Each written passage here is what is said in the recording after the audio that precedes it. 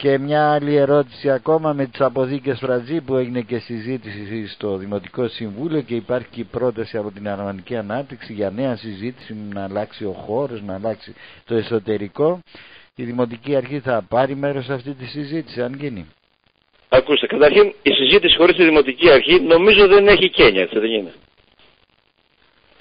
Και αυτή η φράση, αν εκφράζεται από ορισμένους, σημαίνει ότι θέλουν, δηλαδή μέσα τους, ενώ επιδιώκουν, δεν θέλουν συζήτηση για να πούνε ότι ο Δήμαρχος δεν είναι δημοκρατικός. Σας λέω και πάλι.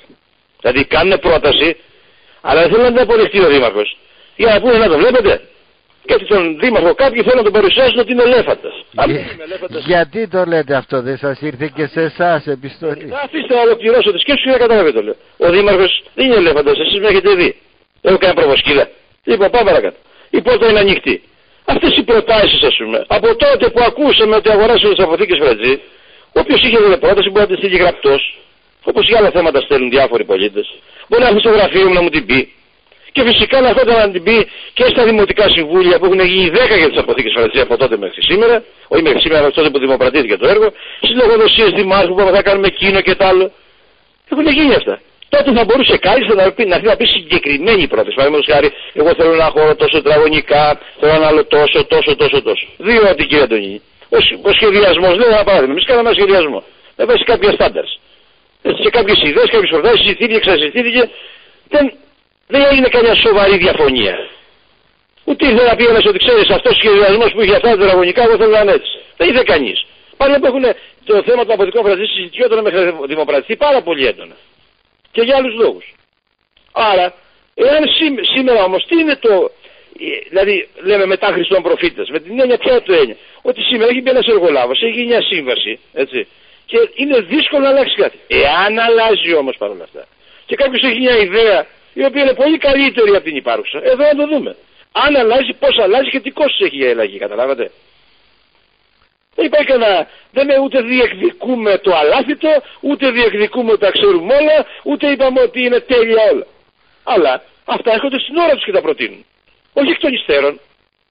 Για τον εκ των υστέρων θα έλεγα ότι δεν είναι σωστό. Αφήνει και κάποιες, ξέρω εγώ. Πάντως από ό,τι από ό,τι διαβάζουμε έχουν γίνει αυτές οι προτάσεις και γραπτές σε περιοδικά. Γραπτές για το ότι τι θέλουμε να γίνει και τετραγωνικά. Μια φορά απλώς ο Γρηγόρης ο Κλαδούχος, τότε που ήταν επικεφαλής της Αρμονικής Ανάπτυξης, είχε κάνει πράγματι ένα κείμενο και έλεγε γενικά φυσικά για κάποιο χώρο βιωματικό κλπ. Όχι όμως συγκεκριμένα πράγματα ακριβώς, συγκεκριμένα λέω με την έννοια για τόσα τετραγωνικά χώρο κλπ. Και σας είπα, γιατί αυτό είναι γνωστό. Σε όλα τα συμβούλια, εγώ προσωπικά ανέφερα τότε που κάναμε συμβούλια ότι θα έχει ένα χώρο βιβλιοθήκης, ένα χώρο θέατρο, ένα χώρο κινηματογράφο. Το είχα πει 500.000 φορές. Πάντως... Ακούστε, η αίθουσα. Γιατί τότε, αν μου επιτρέπετε να εξηγήσω κάποια πράγματα, υπάρχουν δύο συγκεκριμένες προϋποθέσεις που δεν μπορούν αυτές να μεταβληθούν. Πρώτον, η απόφαση της περιφέρειας είναι ότι αυτός ο χώρος δεν μπορεί να γίνει τίποτα άλλο εκτός από πολιτιστικό κέντρο. Πολυπολιτιστικό κέντρο. Πολυχώρος πολιτισμού γράφει. Τίποτα άλλο. Και αυτό σαν απάντησε κάποιους που έλεγαν κάποιες, θα έλεγα, ανοησίες να γίνει πάρκινγκ κλπ. Πάρκινγκ δεν νομίζω ότι έχει πει κανείς, δεν ξέρω, δεν θυμάμαι τουλάχιστον. Εσείς το ρωτήσατε και μάλιστα του κάνετε και παρατήρηση. Λοιπόν. Μπορεί, δεν θυμάμαι. Τέλος πάντων. Ναι, τώρα το θυμήθηκα κι εγώ. Ναι, πολύ σωστά του είπατε, μα τι λέτε κλπ. Αυτό το λέω γιατί, όχι, πρέπει να το ξέρουμε ότι είναι ένα δεδομένο που δεν αλλάζει. Έτσι. Γιατί είναι διατηρηταίο το κτίριο, καλός ή κακός. Έτσι. Είναι διατηρηταίο, κατ' εμέ κακός.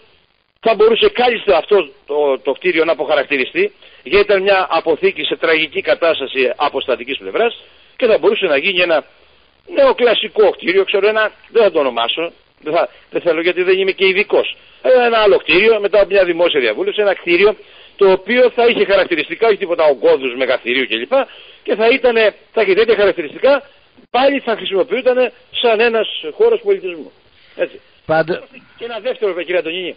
Επίσης, με βάση την απόφαση του διαθέτη, επειδή είναι κληροδότημα, ρητά και κατηγορηματικά αυτό πρέπει να φέρνει με βάση την εφετειακή απόφαση έσοδα για φιλανθρωπικούς σκοπούς. Τότε λοιπόν, για να πω και το ιστορικό έτσι, γιατί να το επαναφέρω στη μνήμη μας, είχαμε πει για να φέρνει έσοδα εφόσον θα γινόταν ένα κινηματογράφος, ένα θέατρο, ένας χώρος εκθέσεων και είπαμε να γίνει και ένας χώρος, μια αίθουσα, η οποία φυσικά θα μισθωθεί για να φέρνει έσοδα για φιλανθρωπικούς σκοπούς. Και πέρα στους φιλανθρωπικούς σκοπούς, ένα κτίριο τόσο μεγάλο, 2 στρέμματα, έχει, τότε είχαμε υπολογίσει 50.000 ευρώ έξοδα συντήρηση το χρόνο, το λιγότερο. Καθαρίστριες, ρεύμα, πάγια, φύλακα, μια υποστήριξη γραμματιακή. Δεν μπορεί να κλειστό αυτό, ένα τεράστιο κτίριο που έχει τόσες δραστηριότητες. Δεν έχει νόημα ένα τέτοιο πολυχώρος πολιτισμού να είναι κλειστός και να λειτουργεί μια ώρα την ημέρα. Αυτό πρέπει να είναι ανοιχτό όλη την ημέρα. Αυτά λοιπόν, μόνο 2-3 υπάλληλοι στη χειρότερη περίπτωση, και άλλοι 2-3 καθαρίστες θα το καθαρίσουν. Και 50.000. Δεν μιλάμε για 100.000. Σας είπα τότε, πολύ σφιχτά είχαμε πει για 50.000 ευρώ το χρόνο. Αυτά τα χρήματα από πού θα βγουν? Είπαμε τότε λοιπόν, αυτό είπε το δικό μας, θα έλεγα το φτωχό μυαλό. Μπορεί να κάναμε και λάθος. Αλλά δεν είχε κάποιος άλλος να μας πει κάτι άλλο. Είπαμε λοιπόν τότε ότι καλό θα είναι να γίνει ένας χώρος, ο οποίος θέλουμε μια αίθουσα εκδηλώσεων δεξιώσεων, το οποίο αυτός θα τη μισθώσει, θα του βάλουμε έναν όρο ότι 10 φορές το χρόνο κάποιες εκδηλώσεις θα είναι για το Δήμο. Μα είναι του Αγίου Βλασίου. Μα είναι μια εκδήλωση ενός συλλόγου τους πόλης. Μετά, όταν θα γίνει ένα συνέδριο και έχει και 100-200 άτομα, πρέπει να υπάρχει ένας τέτοιος χώρος να μπορεί κάποιος να πιει τον καφέ του. Αυτό εννοούμε. Τι εστιατόριο και ζαχαροπλαστεία και πρασινάλογο? Από την άλλη ένα εστιατόριο θα είναι, το οποίο θα λειτουργεί όπως λέτε και σαν κηλικείο, δεν ξέρω τι. Δεν αναφέρθηκε για εστιατόριο και το γίνει. Μια αίθουσα η οποία θα είναι ένας χώρος, σας είπα, ο οποίος θα είναι ουσιαστικά θα μπορεί να δοθεί για τέτοιες εκδηλώσεις του Δήμου. Αυτό τότε συναποφασίσαμε και αυτό κάναμε. Είναι, το θεωρούμε τόσο πολύ εσφαλμένο. Εδώ είμαστε. Αλλά αυτή τη στιγμή είναι μέσα ο εργολάβος. Να δούμε, μπορούμε αυτό να το βελτιώσουμε? Μπορούμε να το βελτιώσουμε. Με συγκεκριμένα πράγματα, γιατί ξέρετε, μπορεί να πει κάποιος να κάνουμε, όπως είπα προηγουμένως για το πάρκινγκ που δεν γίνεται. Ένα άλλο, να κάνουμε έτσι κι αλλιώς. Υπάρχουν στατικές μελέτες, υπάρχουν αρχιτεκτονικές μελέτες, υπάρχουν κάποιες δεσμεύσεις. Κάποιος λοιπόν πρέπει να είναι εδώ και να μας πει, μπορεί να γίνει αυτό το συγκεκριμένο με αυτά τα τετραγωνικά? Αν μπορεί να αλλάξει, και το θέλουμε φυσικά αφού το συναποφασίσουμε, και δεν σημαίνει ότι όλες οι απόψεις, και υπάρχει δημοκρατία και αν δεν υπάρχει ομοφωνία υπάρχει και πλειοψηφική απόφαση. Από την άλλη πλευρά όμως ούτε και η Δημοτική Αρχή, από ό,τι λέγεται, δεν παρουσίασε ποτέ το σχέδιο να γίνει μια συζήτηση επί του σχεδίου αυτού. Απλώς αποφασίστηκε και βγήκε. Αυτό λέγεται, αλλά τι ισχύει? Γι' αυτό σας ρωτάω. Όταν τα σχέδια υπάρχουν στο Δήμο και ο καθένας μπορεί να τα ζητήσει. Σε όλες τις άλλες περιοχές. Εδώ έρχονται, ζητάνε για τον Κουκουσού, για σχέδια οικισμών, ζητάνε μελέτες, ό,τι δεν ζητάνε. Πάντως Είχαμε σε κάποιον να πάρει τα σχέδια. Πρώτο. Δεύτερον, το σχέδιο το είχα μαζί μου και στο Δημοτικό Συμβούλιο σε ένα τελευταίο και είπα τα σχέδια είναι εδώ. Αν δεν θέλετε να τα δείτε απόψε, όποιος θέλει να τα δει, να έρθει στο Δήμο την άλλη μέρα στην Εθνική Υπηρεσία να τα δει. Και άλλη μια φορά θυμάμαι, γιατί τώρα έχουν περάσει 2,5-3 χρόνια, ότι το είχαμε δείξει και εδώ μέσα στο γραφείο το δικό μου, σε κάποιους μηχανικούς. Θυμάμαι καλά, δεν το είχαμε δείξει. Λοιπόν, αυτά είναι ανοιχτά. Ήθελε κάποιος να πάρει κάποιο έγγραφο και το έγγραφο. Πάντως για τις αποθήκες Φρατζή έχουν γίνει πολλές συζητήσεις και λοιπά, αλλά έτσι ολοκληρωμένη συζήτηση για να το τι θα γίνει εκεί μέσα νομίζω ότι δεν έχει γίνει. Τώρα αν παρουσιάστηκε στους μηχανικούς όπως λέτε, αυτό πιθανόν. Εν πάση περιπτώσει τώρα. Έγινε. Και ήρθαν κάποιοι και το είδανε.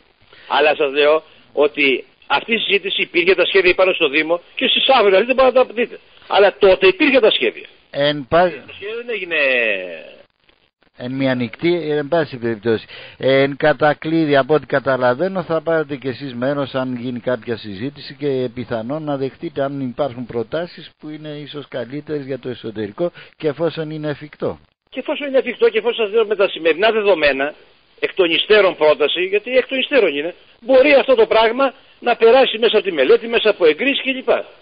Και τι κόστος θα έχει αυτό, καταλάβατε? Μάλιστα. Κύριε Αντωνή, να σου πω κάτι, να το πω για μια ακόμα φορά. Και τώρα εγώ νομίζω και πρέπει να, αν μπορείτε να το βεβαιώσετε. Από την αρχή, από το 2003 έλεγα συνεντεύξουμε, καλούσατε κάποιες Παρασκευές κλπ. Ότι είμαστε ανοιχτοί στο διάλογο, στις προτάσεις. Καλούσα πάντα όλους για διάλογο, για προτάσεις. Εδώ ανοιχτό το γραφείο. Τώρα, οπωσδήποτε ότι ο καθένας φυσικά έχει δικαίωμα τις προτάσεις θα τις περνάει όπου θέλει και όπως θέλει, έτσι. Αυτό είναι δικαίωμά του, αναφέρω το, μην παραξηγιόμαστε κιόλας. Αλλά εδώ η πόρτα είναι ανοιχτή για όλους. Διώξαμε κανένα, δεν είπαμε.